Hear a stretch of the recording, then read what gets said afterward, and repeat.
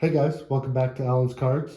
Today's video is a video response for Jake at Legends Never Die and his 755 sub contest where he's asked us to share what makes our collection our collection. I've shown videos in the past on some of my player PCs like Ted Williams and Jimmy Fox, so today I wanted to focus more on broader topics, specifically what years and sets I'm focused on, as well as how I collect in terms of quality versus quantity. Starting with a few tobacco cards, my focus here is to acquire at least one example for each key Hall of Famer from the era, targeting the T206 set where possible.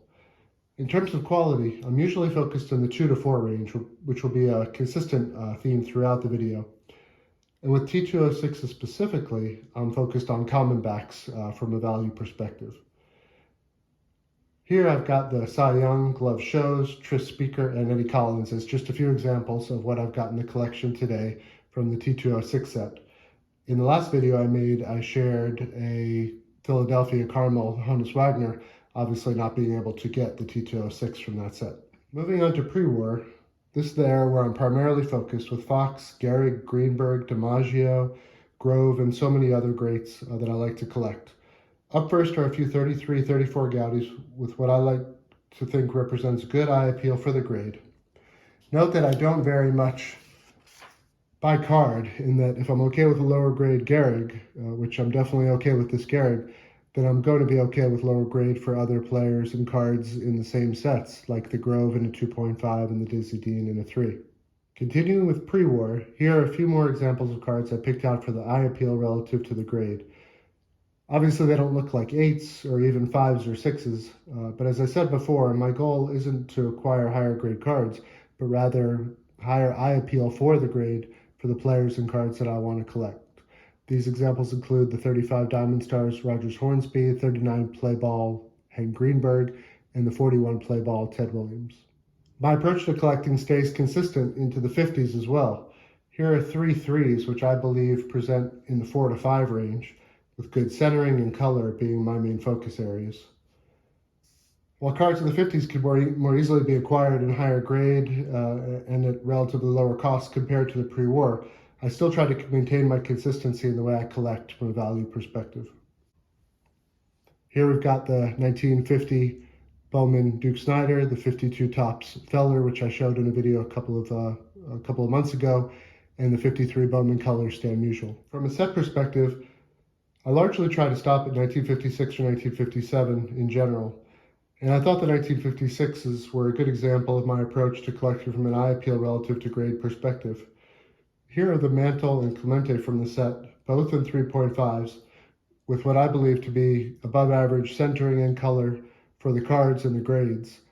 And again, if I can have this Mantle in a 3.5, which I'm thrilled with having and I was able to get several years ago, I'm equally as happy to have the Clemente in a 3.5, given the color and centering are great.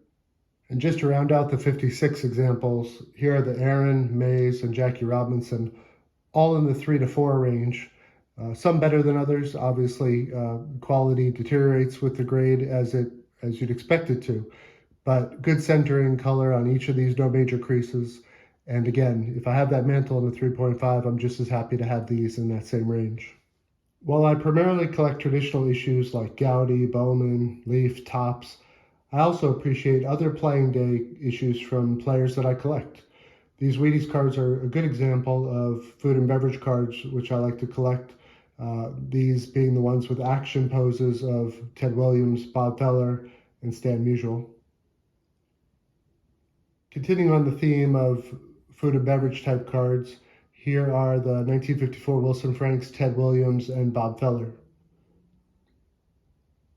And finally, a couple of other non-standard issues that fit my collection, the 48 Swell Sport Thrills Ted Williams and the 51 Burke Ross Joe DiMaggio from his last active year. In my last few videos, I showed some other non-standard issues that may be worth mentioning, like the Red Heart set, Musial, and Mantle, and I had a few videos back as well on the Redman Tobacco set from 52 to 55. And finally, a couple of other non-standard issues that fit my collection. The 1948 Swell Sport Thrills Ted Williams, forming part of my TED PC, and the 1951 Burke Ross Joe DiMaggio, which is from his final playing year.